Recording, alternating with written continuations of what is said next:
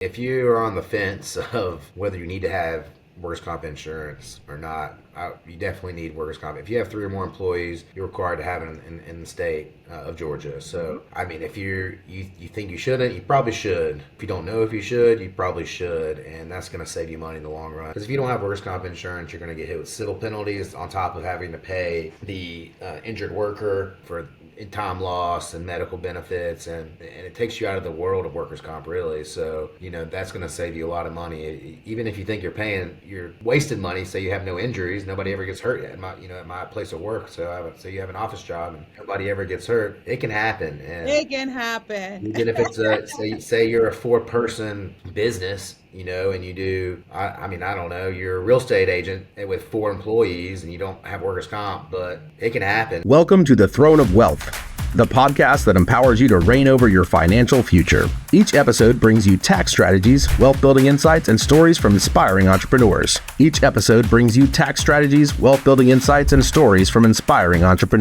The Throne of Wealth is brought to you by King of Kings Accounting Firm, where financial challenges become opportunities for growth. Let's get into it.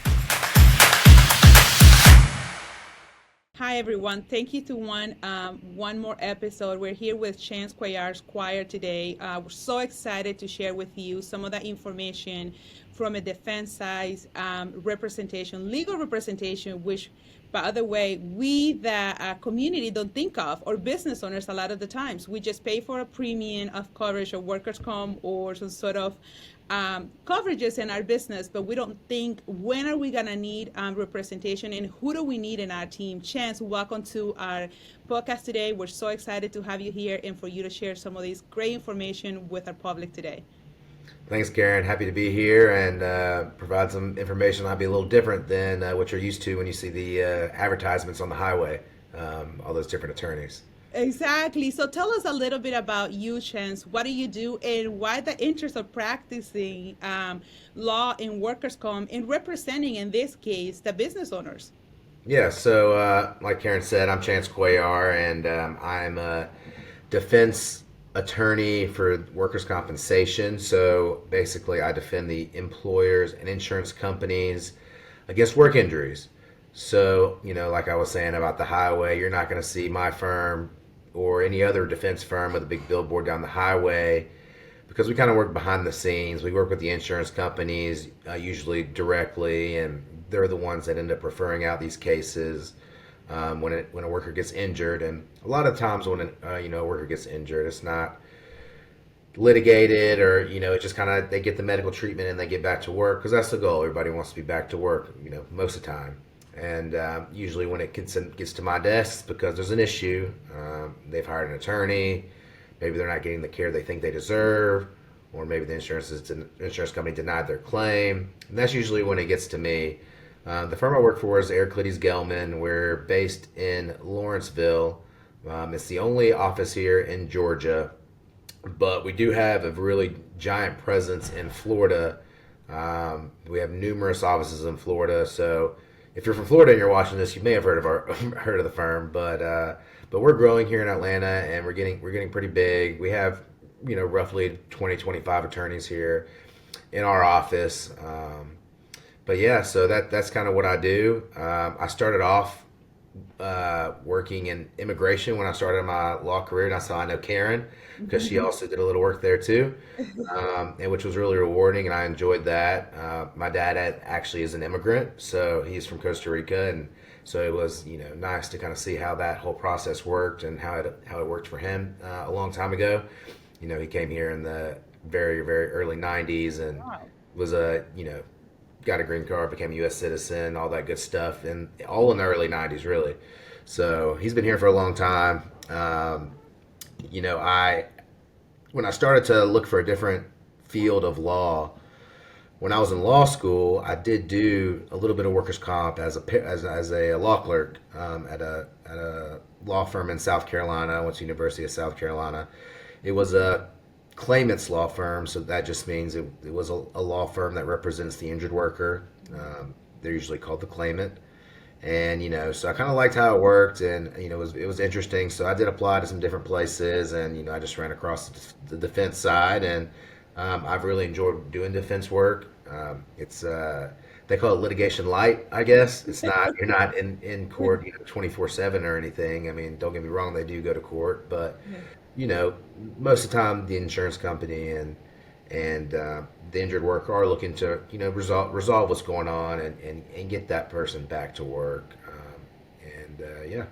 So what would be one of those scenarios, Chance, or kind of like a experience on a particular, or an encompass with on a case that you will say, this could be good tips or advice for some of those business owners or insured not to make this type of mistakes or prevent this from happening in the future. Yeah, so there's a lot of things an employer can do to, not necessarily prevent a work accident, because some of these work accidents, you can't prevent them. I mean, if, they step off a step at work, that can be a compensable accident, if they suffered an injury. But you can, lower the risk by just, walking through your place of business, kind of noticing things that maybe, oh, somebody could trip over that, or maybe this isn't a safe spot here. Maybe this can fall off this ledge. Maybe, it's overstacked, something like that. Those kind of things can help prevent injuries. The main thing an employer can do in a workers' compensation case is take steps to prevent their exposure for the insurance company and for themselves and their premiums from going higher. So, so say somebody gets injured, like I said, a lot of times you can't prevent it. Um, and also there is fraud in insurance, work injuries as well. I mean, obviously. But so there's something that's really important for an employer, and it's called a panel of physicians. And that all that is just a list of doctors that you were to keep posted somewhere, like a break room, somewhere where it's accessible to everyone, all of your employees. That really helps out because Georgia is a panel state. Not every state in the United States is like that, but it is a panel state, meaning that if there is a posted panel that's required, which is required by Georgia for all employers, then the injured worker has to choose from that panel to treat for their work injuries. And just like there's in anything, there's good and bad. I'm not saying there's bad doctors or good doctors, but the insurance company obviously has doctors that they prefer to send the injured workers to. There's doctors that an injured worker would prefer to go to. Maybe they are more comfortable with treating with their primary care physician. But for some reason, there's where Georgia is a panel state, so even if they did want to treat for their primary care physician, because that's who they're comfortable with, there are steps that you have to take and laws that you have to follow. So they would be required to treat from that panel if there is one. If there's no panel, then they can kind of treat wherever they want, with whoever they want, whenever they want.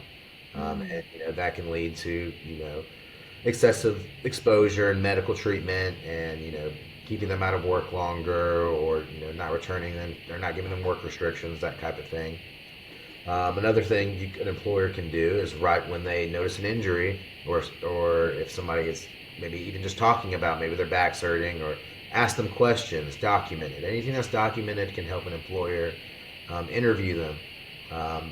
Stuff like that, just because if you just ignore it, it can come bite you later. It can come back to haunt you. And, not So taking what those steps. about when you Yep. say documentation? Sorry to interrupt there. No, So you're when you good. say documented, so once an employee or a contractor, because we do have a lot of, especially for business owners that are in that construction, right?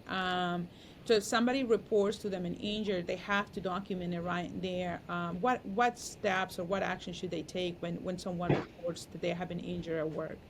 Well, somebody reports they have an injury at work. I mean, the first thing I would do, if you don't have, like a report, an injury form or a report of injury form, you could always just have them write down on a piece of paper what happened. I mean, they could text you, email you, anything that just, a chain of what happened. And you can do your own story, not just the injured worker. You can write down your own, or if there's any witnesses that witnessed the accident. It's always a good idea if somebody were to report an injury to you to also ask the coworkers, ask, hey, did you see so and so get hurt, or did so and so tell you about, they may have fell off the truck, or or slip and fell in the restaurant, or if they did so and so hit their hand with a hammer, hammering a nail, stuff like that. I mean, just taking steps to get as much information as you can, because the insurance company is going to ask you all those questions. And if you just say I don't know, that doesn't really help the insurance company. It just means they have to do more investigation.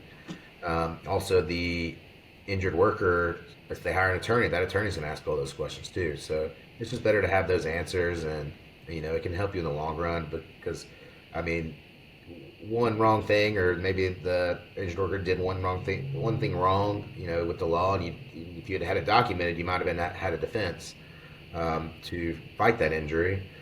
Um, but yeah, and also I will say there's the contractor thing. That's a whole other thing, because like in Georgia, independent contractors aren't covered under a workers' comp, and that's a pretty big issue in the construction world, because a lot of people Yeah, think that. how is that treated, Chance? That you opened that topic because I'm really interested now.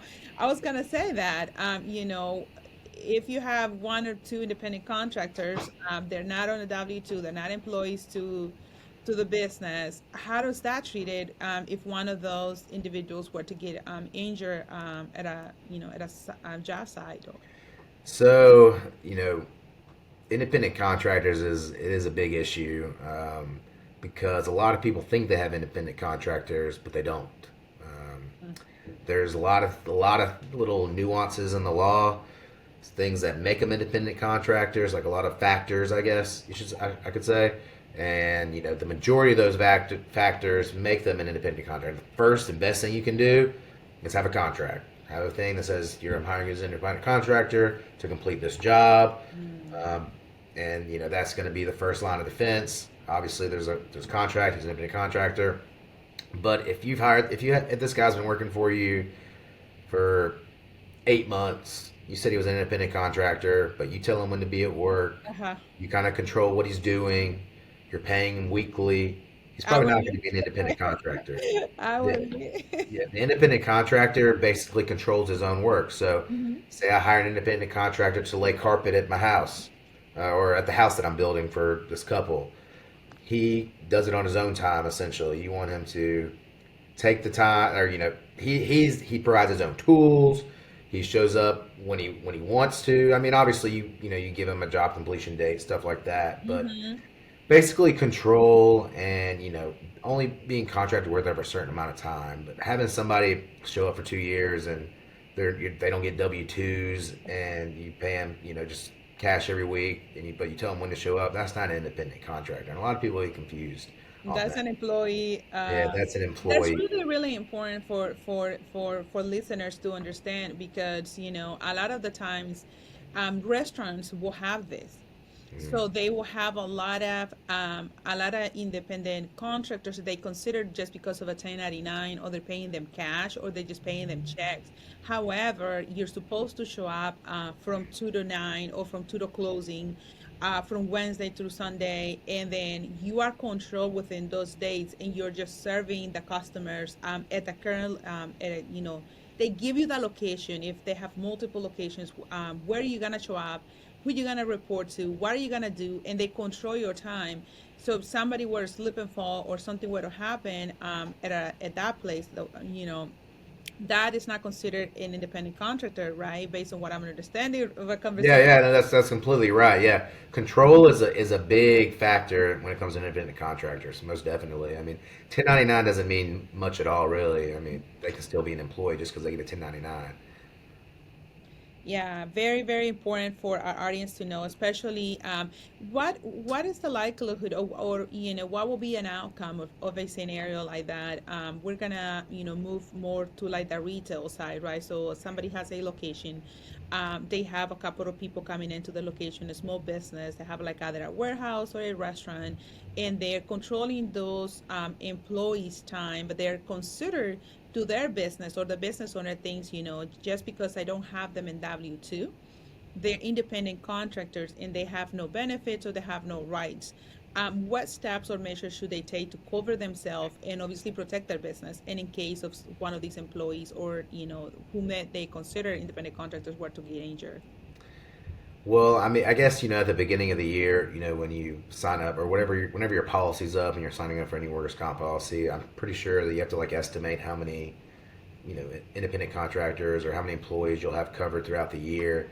And if you're really unsure whether you have certain employees that are independent contractors, it's safer just to add them as count them as an employee in your workers' comp, reporting of how many employees you have or what you plan to do for business that year. Because that just doesn't just because you report how many people are going to work for you that year, at the end of the year, if that many people didn't work for you, you get to report that to the insurance company as well. So, and that can affect your premiums and stuff. But if you're leaving people out because you think that, and then, you report back and it turns out they were employees, they got hurt, that's going to raise your premiums. I'm not really an expert on workers' comp premiums and stuff like that, or the workers' comp audit type deal. But those are factors that go into when they quote an employer on what the services that they're gonna get. Now, if you're an employee or if you're an employer and the person that you thought was an independent contractor gets hurt, I mean, there's not really much you can do. You just basically have to leave that up. You can say that they were an independent contractor, but then you're going to leave that up to the insurance company and then the attorney to really determine whether you have a valid argument for independent contractor. And if they are an independent contractor, the attorney or the insurance company will recommend denial of the claim. If they're not, and as long as it's a compensable injury and there's nothing fishy going on, then most likely it would be a compensable claim. The insurance is probably going to have to pay on it. What about if they ask that independent contractor to have their own workers' compensation policy when they employ them? Will that be something that will be taken into consideration in case of a claim that arises against the company? Yeah, definitely. That would help. I mean, if they're an independent contractor and they have their own workers' comp insurance, that goes a long way because if that independent contractor does not have workers' comp insurance and that independent contractor hires employees for himself or like subcontractors for the work, those subcontractors can go back and file that workers' comp claim against the original employer rather than that independent contractor. So when you hire an independent contractor, you 100% should only hire people that have workers' comp insurance.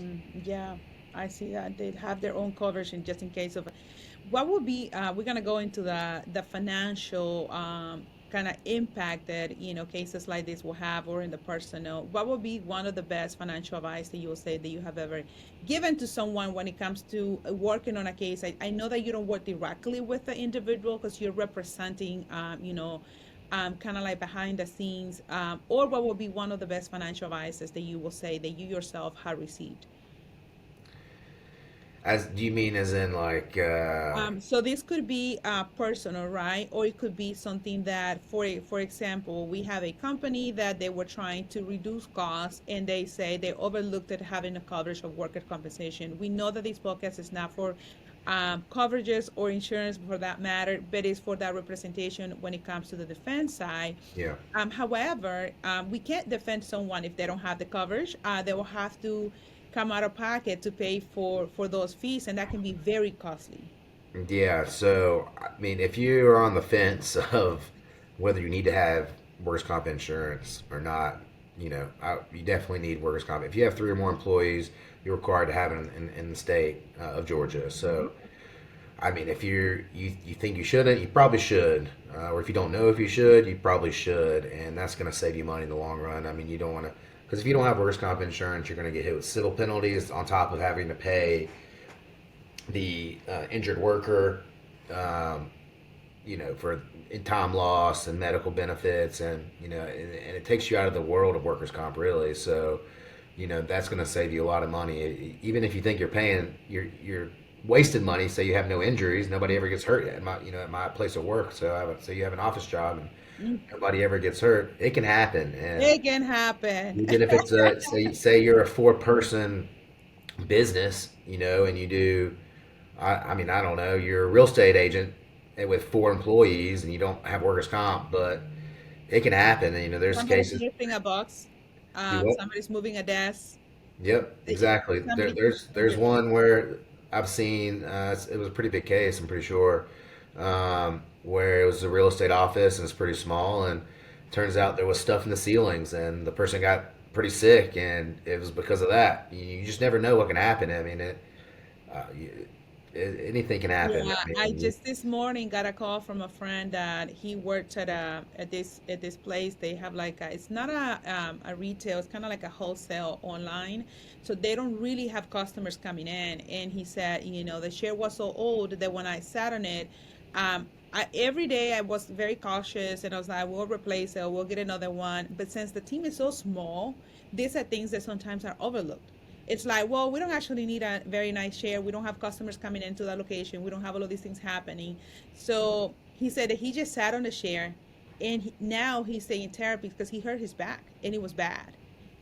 But mind you, this is not a 20-year-old, so this is somebody that is in the late 50s. So the impact of falling from over a chair from somebody that is obviously it's gonna impact your back, and depending how high it was and all of that. And this is not a big corporation, so this is yeah. a small office. And Yeah. one thing that can also financially that could be a headache is a lot of smaller companies, even though they have workers comp coverage, will try to keep things in house. So somebody will get injured, and you try to keep it in house, Mm. and then something goes wrong, and then it gets reported to the insurance company later. That's all going to raise your premiums because you didn't timely report it. You didn't take the steps you were supposed to that you have made promises to the insurance company to do. Another thing is if you're not reporting injuries that actually happen and trying to keep it in house, it's actually insurance fraud. So Uh, technically, you could get in trouble by um, not reporting it and by not reporting paying injuries and or being like, helping that. Oh wow. oh hey, here I'll pay for the doctor. Just we'll get it taken care of. You're paying the insurance company to handle that for you, Mm. and when you do it behind their back, the insurance company's like, why you're paying me to do this, and now you're not. I mean, it can get you in some trouble. So yeah, technically it is insurance fraud. So I would be careful if you're a smaller business and you're trying to handle things in house. The short term money that you're spending is not gonna exceed that long term consequence if something bad were to happen. Mm. So Impactful. Wow, that this is something that our audience needs to know, because a lot of us that are small business owners and mid-sized, we also have those businesses that have 20 plus employees, and sometimes this is things that are overlooked, that we don't review our coverages, we don't review how many people do we have in our payroll, or who do we have when it comes to things like this. And I think these are things that are very, very important. What would you say, Chance, for those people that have an actual location, they have like a warehouse at times, and they have OSHA regulations that they have to follow and all of these things, but people sometimes they have the training, they have what is the defense size look, and in a case like, let's assume there's a warehouse and we have forklift, we have people moving boxes and products, merchandise, shipments coming in, shipments going out, and all of these things. What piece of advice, or what advice would you give them to protect them, not protect themselves, but I would say to prepare themselves in case of an injury, or of an employee getting injured at work. well, I would prepare yourself to have many workers' compensation claims throughout the year because I would say most of the claims we get, a lot of the claims we get are warehouse workers doing Mhm. forklift job. That's probably one of the most common, like a picker, picking Uh-huh. boxes and stuff. That's one of the most common jobs that injuries happen at. Picking up boxes, I hurt my back, repetitive motion injuries, getting hit with a forklift, that happens too. Getting run over by a forklift, seen Mm. that.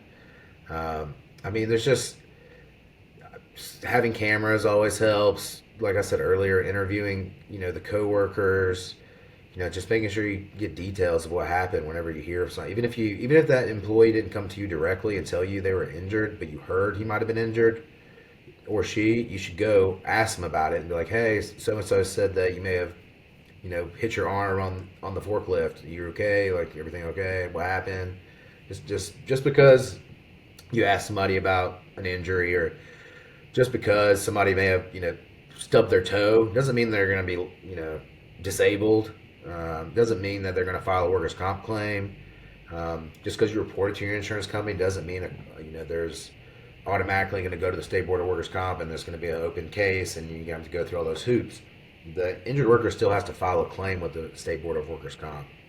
Reporting it to your insurance company is just the first step, and it doesn't mean anything until it does. Until the injured worker takes those steps to really want to seek that treatment, or they're too hurt to work, and then you have to deal with indemnity benefits and stuff like that. But there's really nothing I would say per se to help to prevent injuries besides hiring good people, I guess. And not necessarily Yeah. bad. I'm not saying like people get injured or bad Or people, but somebody that is just trying having to. communication with your employees is key, I think. And you know, there are people out there that will try and take advantage of the system, but that's with everything. There's always people that are going to try and take advantage of any system. But there's nothing really per se that you can do. Just make sure you have a safe environment, or as safe as it can be, and report it to the insurance company. Do your due diligence when you hear of something, and you should be okay. I mean, you can't help it if somebody gets really hurt really bad. Yeah. It happens, especially in that line of work. Um, That's why you have coverage for. if that's why you have coverage, and most unless you're a really giant company. Mostly for small businesses, you're just paying the premium. The insurance company pays for everything else. The insurance company pays for the medical treatment. The insurance company pays for the lost time. The insurance company pays for the settlements. You know, So just get the coverage. What would be one habit that you would say, Chance? Since our firm focuses on the tax advisory and planning side, and there are certain traits that help us be organized, be financially stable, and be proactive towards the future. So, what would be one of those habits that has been significantly contributed to your success, or what you are today? Because as an attorney and as a student and coming, from an immigrant family, parent, household, and regardless of the fact where you come from, we know that law school is not cheap.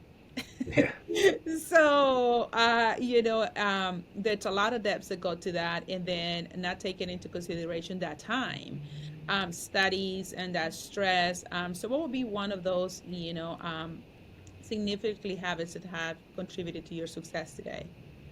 well, I guess my dad's a pretty smart guy. I mean, he came here early in the '90s, and learned English pretty quickly. And he's actually a teacher. He's been a teacher for Oh, since wow. like '92 or '93. Actually, I guess he came here in the '80s, not the '90s, because he came here for college, and he did foreign exchange student as a high school student here. Wow. Uh, but yeah, he's been a teacher since like the '90s, and he's always worked and coached soccer. He's the soccer coach still at the high school he teaches at. Both my parents have always worked. I was the oldest child. I had two siblings, and I've just always, that's all I've known is just to do the work. Of course, I like to have fun and, take time off and do activities, but, you know, just stay on the grind, just keep working and, enjoy yourself and, make sure you like what you're doing.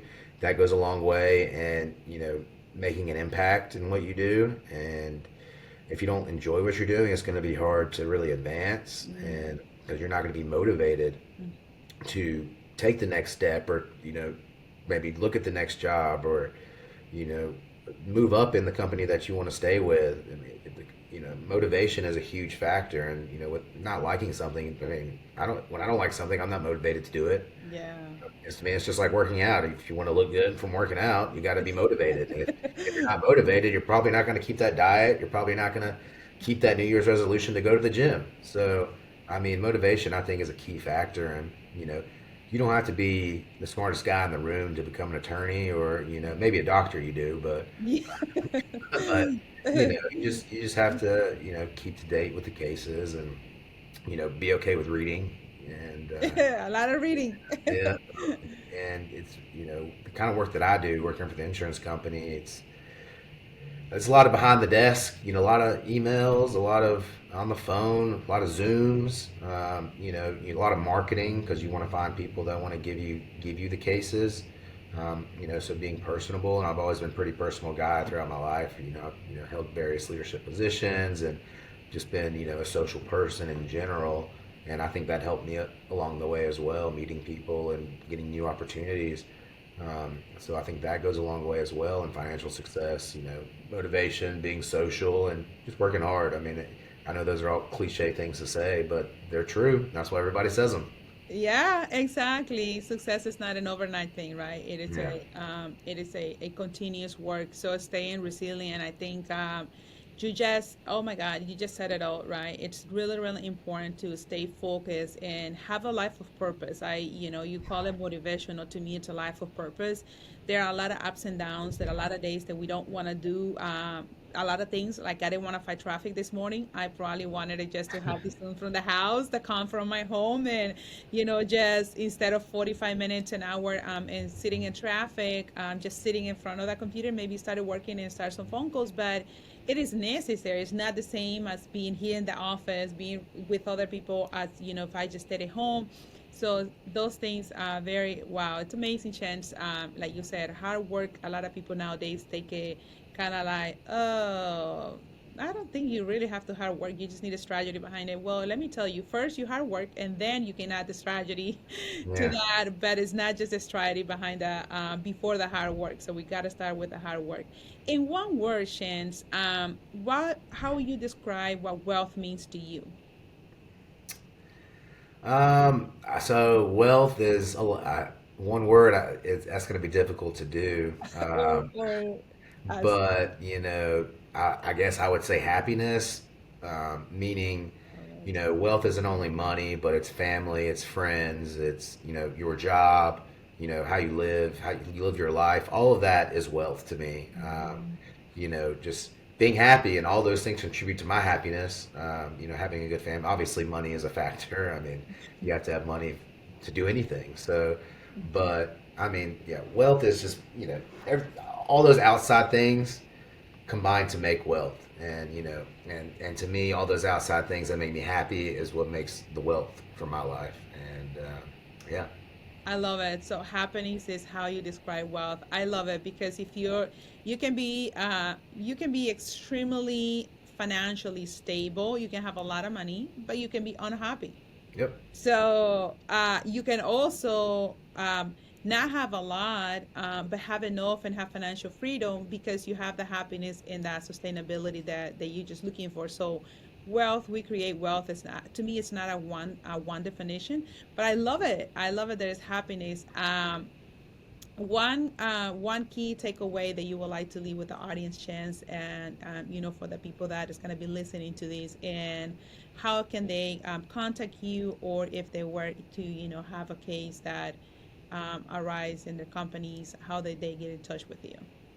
Yeah, I guess the key takeaway obviously would probably be for employers that have businesses and have workers' comp coverage. It would be just be proactive whenever you have an employee get injured. Just take those steps to make sure they're shown that panel that you have posted, and just document everything. That's going to be the best way for you to help your insurance company handle the case, because you're not really handling it, but you are play a key factor in providing all of the information and making sure you're keeping track of their wages, and document everything about the employee, the personnel file. I mean, even if it's not the injury, all that stuff that's non-injury related also contributes to the case. In their applications for the job, ask about prior injuries. That goes a long way too. Stuff like that. But yeah, you can contact me at my email. I guess would be the best way. It's gonna be, if my name is showing, It it's will. just my first initial and the last name. So C Cuellar, Cuellar at Heraclides, and that's going to be ERACLIDES.com. You can search our firm name, Heraclides Gelman, and go to the website. I'm on the website. You can find me there. My contact information should be there too. But that's going to be the best way to contact me. You can email me. I can give you materials that you may need. Those tips I talked about that can go into a little bit more detail. I have PDFs of everything. So if you need a panel, you can contact me. I can get you a panel for the location of your business. I have those pretty much every city in Georgia. So, I have a lot of things that I can give you to help educate you on workers' comp if you're not very familiar with it at all, and it's pretty self-explanatory, the information, and as long as you're following those steps that are in the materials, and then you should be okay. I would say I wouldn't take everything here today I said as gospel, talking off the cuff. But if you do need clarification on anything, or you just have more questions, feel free to reach out. I'm always happy to answer anything you might have. Well, thank you, Chance, so much. We appreciate your time, and we'll be giving more of this information. There will be a link in the bios with your contact information and some of these important panel information, so website, how they can find you, and obviously get in touch with you, and maybe compromise you towards that future 2025 to give one of the webinars where we can give some of these ebooks and kind of like steps how to what to do in case of, or how to reach out to you and the panel, and documenting a report, right? Proper report. You might think that there's a lot of business owners out there that have been in businesses for many years. They should know this information. It's not common sense, Chance. I know. This is one of the last things I think we think of. We only remember when the audit time comes about in the year, or the renewal time comes about, looking at the bill, and it's like, oh wow, this is how much the coverage has increased. But other than that, I don't think people's actually thinking of, I need to have a panel. I need to make sure that it's visible to everyone in my organization, or documenting properly if somebody gets injured at a place of work. Well, thank you so much, Chance. It was a great pleasure having you today. Thank you so looking much. forward to doing many more of these in the future. Definitely. Thank you. Thank you. Thanks for listening to The Throne of Wealth. Be sure to subscribe, share, and leave a review to help others find the show. A special thanks to our sponsor, King of Kings Accounting Firm, dedicated to helping you build and protect wealth for generations. Until next time, take the reins of your financial future and lead with confidence.